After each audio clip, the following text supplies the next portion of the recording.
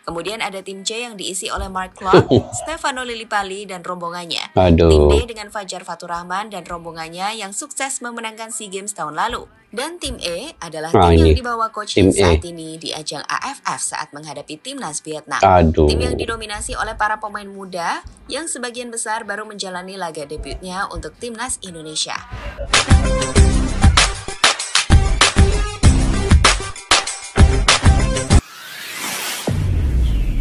Assalamualaikum dan salam persaudaraan, salam sepak bola. Selamat bertemu kembali di channel Askalani Studio, guys. Oke, semalam Indonesia kalah 1-0 kepada Vietnam. Tetapi guys, apa yang saya puji di sini ialah permainan anak-anak muda di bawah U22 ini sangat tersusun dan mereka betul-betul menggunakan peluang yang ada untuk mereka menampilkan bakat dan talenta yang mereka simpan selama ini.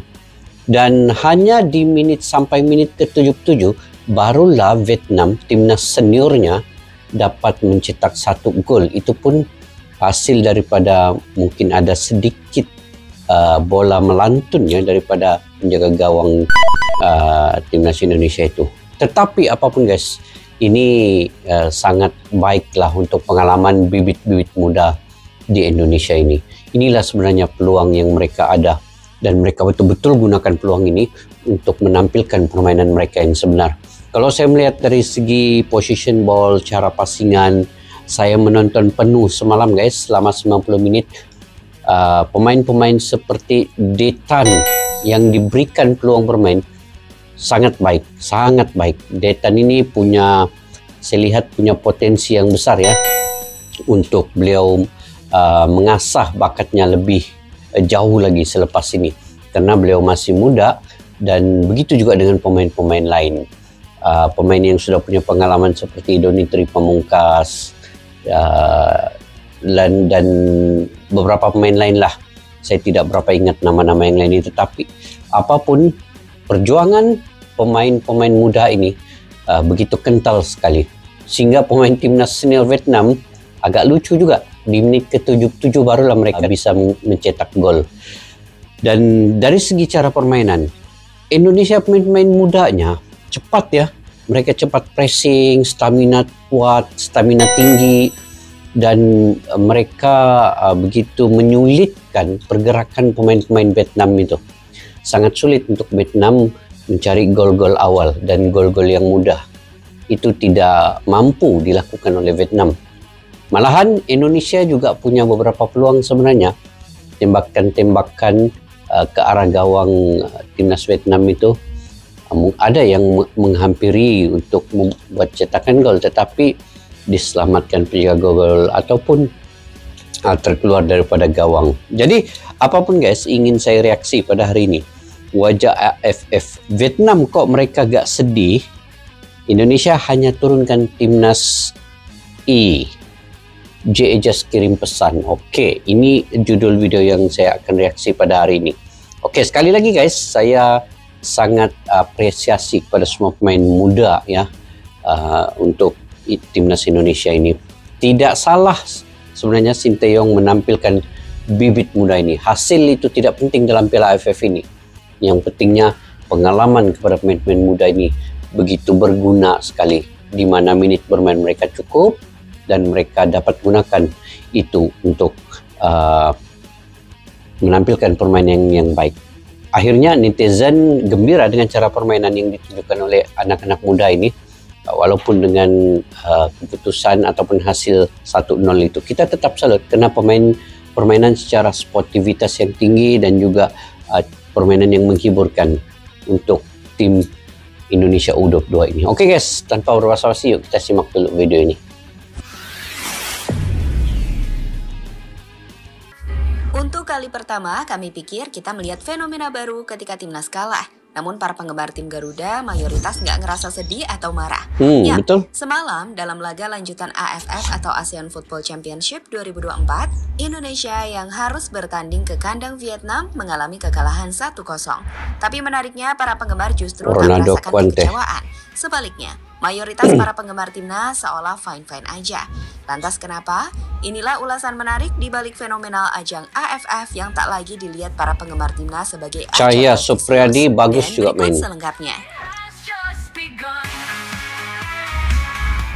Sekarang ini netizen pendukung timnas Indonesia sebenarnya sudah matang cara berpikir mereka.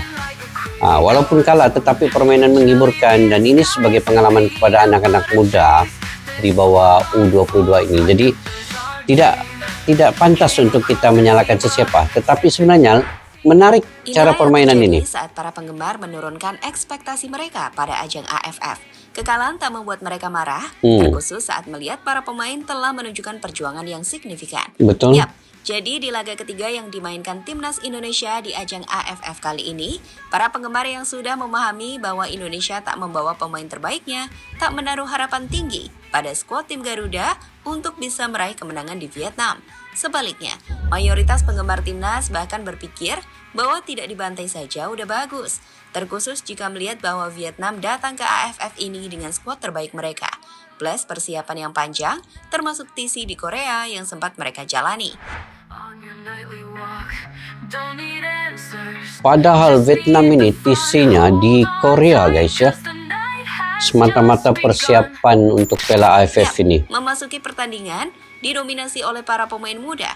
Indonesia yang sebelumnya mendapatkan banyak kritik karena bermain buruk di laga kontra Laos mampu menunjukkan perubahan yang cukup signifikan di laga kontra Vietnam, terkhusus dalam hal bertahan.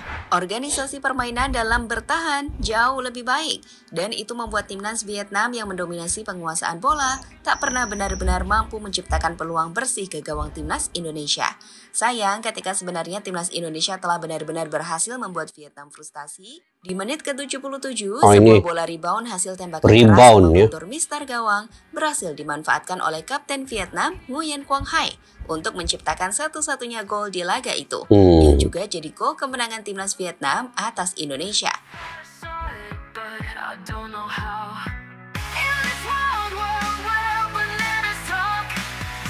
Tapi cara permainan Cahya Supriyadi ini bagus juga lah. Tengok, Indonesia punya peluang guys.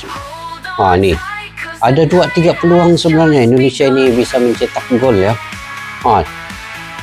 Nah ini yang rebound tuh.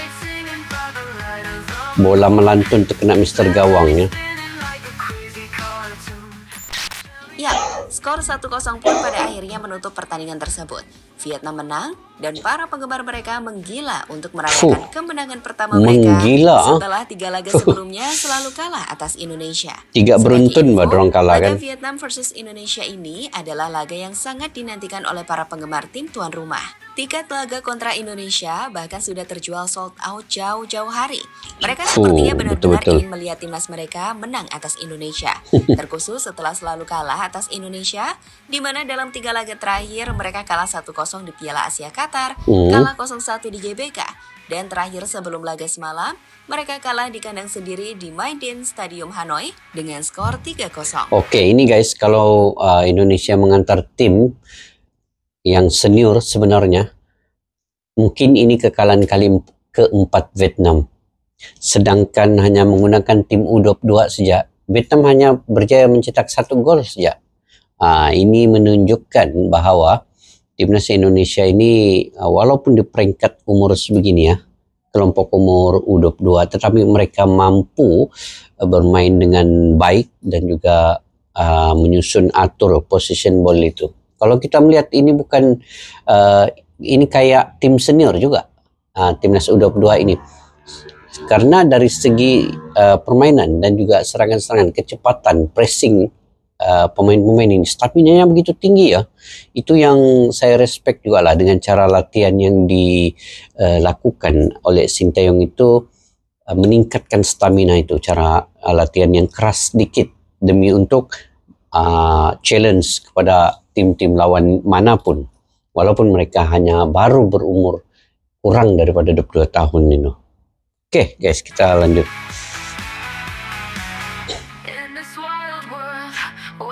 Jadi pendukung Vietnam ini gembira macam menggila gara-gara dapat 1 gol nih. Aduh. Seperti kita jelaskan Nah, di ini awal, date- bahwa date meski kan- kalah, datean. para penggemar timnas mayoritas tidak masalah. Dalam artian, bisa menerima kekalahan ini tanpa marah-marah. Tentu salah satunya karena ekspektasinya nggak terlalu tinggi.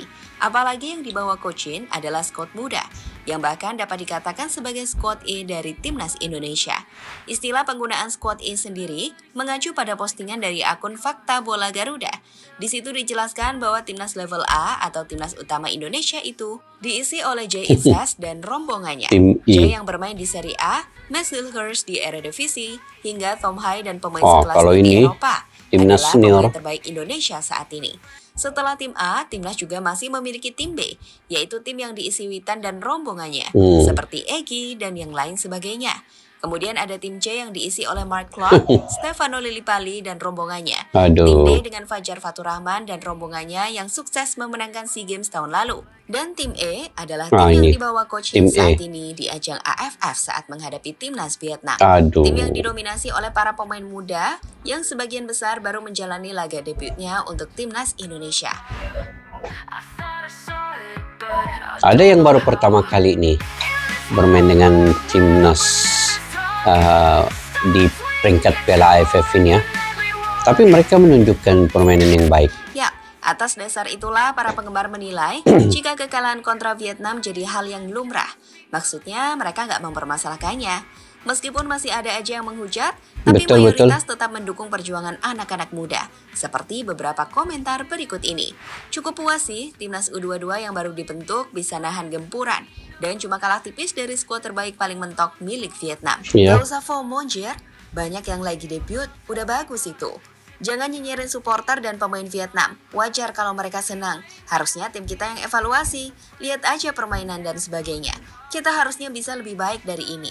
Emang sih kita pragmatis dan main bertahan, tapi ya nggak long ball mulu kali guys. Udah tahu mereka pasang 2 sweeper, kan bisa wow pass dulu. Di laga itu sendiri emang sih Indonesia bermain pragmatis dan full bertahan dengan mengandalkan serangan-serangan balik. Organisasinya cukup bagus, tapi bukan tanpa kritik ya. Terkhusus dalam hal passing yang masih perlu diimprove. Tapi ya bagaimana, itu kualitas kita saat ini. Pemain ini masih sangat muda dan belum banyak memiliki pengalaman bermain di kancah internasional. Sebagai gambaran buat teman-teman, masih ingat nggak dulu waktu STY awal-awal membentuk timnas di tahun 2020 dengan pemain-pemain muda potong generasi seperti Egy, Rizky Ridho, Witan hingga Arhan yang saat itu tak memiliki pengalaman banyak bermain di kancah internasional. Mereka kalah 4-0 loh.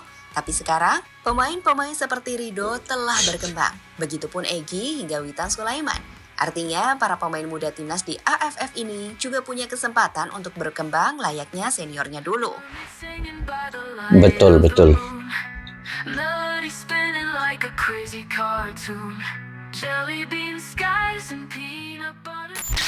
Usai pertandingan, komentar menarik disampaikan Indonesia dan juga Vietnam. Dari Indonesia, pelatih timnas Shin Tae-yong memilih untuk memberikan selamat kepada tim Vietnam dan pelatih asal Korea mereka Kim Sang-sik. Menurutnya, pemain muda timnas Indonesia di Kim AFF saat Sang-sik. ini memang masih memiliki gap dengan pemain Vietnam dari segi pengalaman. Tapi ia percaya, para pemain telah melakukan yang terbaik secara mental dan bermain secara instruksi, terlepas dari kekalahan yang didapatkan Indonesia. Saya mengucapkan selamat atas kemenangan tim Vietnam dan pelatih Kim Sang-sik hari ini. Skuad kami saat ini memiliki banyak pemain muda. Timnas Indonesia sebagai peserta Piala AFF memiliki gap antar pemain dari segi pengalaman. Skuad muda saya sudah melakukan yang terbaik secara psikologis dan melaksanakan sesuai rencana. Bagaimanapun, kegagalan ini juga memberi saya pelajaran. Saya menyesal mereka tidak punya cukup waktu untuk mengekspresikan diri. Ungkap Coach Shin usai laga, sumber The Tao. Sebaliknya, kiper Vietnam Philip Nguyen mengungkapkan kebahagiaannya akhirnya bisa mengalahkan timnas Indonesia. Ia senang dengan raihan tersebut. Meski ia tahu ini bukan skuad terbaik Indonesia, tapi ia menghormati dan respect pada Indonesia. Perasaan menang bersama timnas Vietnam sangat membahagiakan. Ini juga kemenangan pertama saya. Tapi yang lebih penting, 3 poin itu sangat berarti bagi seluruh tim. Kemenangan melawan Indonesia ini sangat penting. Ini bukan skuad terkuat mereka, tapi kami sangat menghormati mereka. Para pemain muda Indonesia bermain bagus dan juga sedikit dirugikan karena kekuatan fisiknya melemah, ungkap Philip Nguyen, sumber The Tao. Dengan hasil di laga itu sendiri, saat ini timnas Vietnam berhasil memuncaki klasemen di grup B dengan 6 poin dari 2 laga yang telah tim ini mainkan. Sedangkan Indonesia meski kalah masih tetap berada di posisi kedua dengan 4 poin dari 3 laga, diikuti oleh Filipina dan Laos dengan 2 poin, dan Myanmar dengan 1 poin. Melihat klasemen tersebut, peluang Indonesia tentu masih terbuka untuk bisa lolos ke babak selanjutnya atau semifinal, di mana laga penentu akan dimainkan timnas di Solo saat menghadapi timnas Filipina. Menghadapi timnas Filipina, guys. Itu pertandingan yang terakhir di Manahan Solo ya. Kita bisa melihat penampilan yang cukup bersaing di kompetisinya masing-masing. Dan kita bisa melihat penampilan yang cukup impresif dari pemain utama dari timnas Garuda.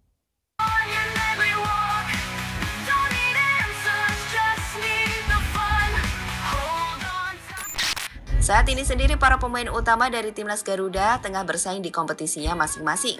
Dan kita bisa melihat penampilan yang cukup impresif dari para pemain timnas di level dunia. Seperti baru-baru ini saat Ilyas mencetak gol menghadapi Juventus, atau Ragnar Bangun yang kembali jadi kunci back-to-back kemenangan FC Videndar di Belgia. Termasuk Kevin Dix yang juga kembali mencetak gol lewat penalti untuk Copenhagen. Mereka adalah pemain utama tim Garuda yang tak dibawa ke AFF. Karena ada misi yang jauh lebih besar, yakni untuk mengantarkan Indonesia ke ajang Piala Dunia.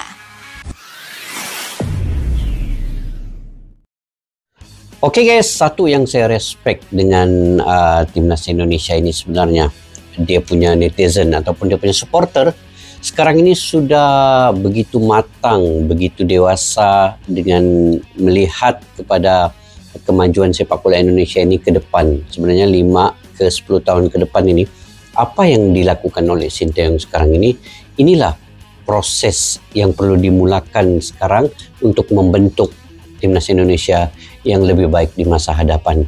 Jadi kita tidak bisa melihat yang hasil sekarang ini dengan apa yang dilakukan oleh Sinteyong ialah untuk memberi pengalaman kepada pemain-pemain bibit muda ini. Jadi dalam berproses ini menuju ke satu tahap yang lebih baik, tapi dia perlu mengambil tempo ya, perlu setahun, 2 tahun, ke 3 tahun ke depan. Dia bukan melihat hasil yang instan sebenarnya.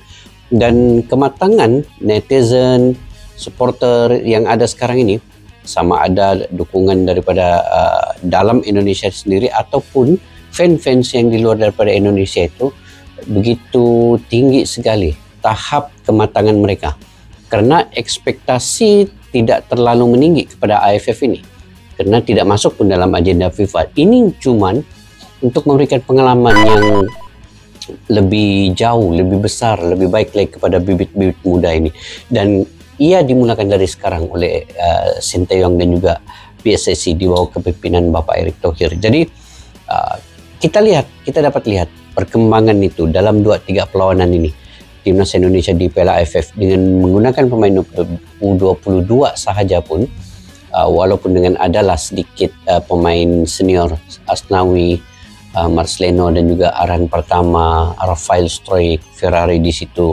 Tapi sebenarnya dia memberi semangat dan motivasi kepada pemain-pemain muda yang ada seperti Detan, Kade Ariel, Ronaldo Kuate, Hoki Caraka yang masih, walaupun masih lagi belum bisa menampilkan yang terbaik ya Hoki Caraka ini, tetapi sebenarnya dari masa ke masa itu adalah proses untuk beliau menuju ke satu tahap yang lebih baik dengan pengalaman-pengalaman yang ada ini, karena beliau juga masih berumur dalam 20 tahun begitu, 19-20 tahun. Jadi proses itu masih berjalan. Betul lah, kita tidak perlu ekspektasi yang terlalu tinggi, kata Sinteyong, dengan kejuaraan di Piala AFF ini, karena sebenarnya membentuk bibit muda ini lebih penting daripada kejuaraan yang ada ini sebenarnya, karena 5 ke 6 tahun akan datang bukan target untuk Piala AFF ini. Sebenarnya target Indonesia ini adalah kejuaraan Piala Asia dan juga kualifikasi Piala Dunia ini, lolos target ke Piala Dunia, itu yang lebih besar. Jadi keputusan semalam itu kita melihat sebagai hanya satu pengalaman kepada pemain-pemain. Jadi kita doakan nanti masih ada peluang untuk timnas Indonesia. Sekarang pun masih di posisi kedua, pelawan dengan Filipina di Manahan Solo. Nanti mudah-mudahan, saya yakin, optimis sebenarnya Indonesia bisa mengalahkan Filipina. Walaupun Filipina, kita tidak boleh memandang rendah ya kepada Filipina, karena mereka juga telah bersiap sedia sepenuhnya dengan pemain-pemain keturunan mereka yang ada. Mereka menggunakan full pemain timnas senior mereka. Jadi mudah-mudahan Indonesia akan memberikan yang terbaik, dan juga pemain-pemain bibit muda ini dapat menimba pengalaman lagi ke perlawanan-perlawanan yang seterusnya. Itu antara proses yang ada untuk membina kemajuan sepak bola ke tahap yang lebih tinggi lagi di masa hadapan, guys. Kita perlu lihat ke depan lagi selepas ini. Oke, saya juga mendoakan semoga Malaysia juga akan ada perubahan. Sekarang ini dalam semalam diumumkan, Malaysia sudah mengumumkan ketua pelatih yang baru dan juga struktur organisasi Persatuan Sepak Bola ataupun Persatuan Bola Sepak Malaysia yang baru di FAM, dan banyak perubahan yang berlaku selepas ini. Dan pada bulan Januari ini kita akan melihat juga perubahan yang ada di timnas pasukan Malaysia. InsyaAllah, guys, kita doakan sama-sama Indonesia dan Malaysia ini seiringan nanti ke depannya untuk kemajuan di ASEAN ini. Oke, sampai kita jumpa lagi, guys, di video yang akan datang. Mungkin kalian punya pandangan pendapat sendiri, guys. Kalian boleh komentar di ruang kolom bawah. Sampai kita jumpa lagi. Assalamualaikum warahmatullahi wabarakatuh. Bye-bye. Askalana Studio untuk kita, channel yang bereaksi tentang apapun yang ada di Indonesia, channel YouTube dari Malaysia di Askalani Studio. Jika mau tahu tentang Indonesia, ayo like and subscribe channel kami Askalani Studio. Askalani Studio.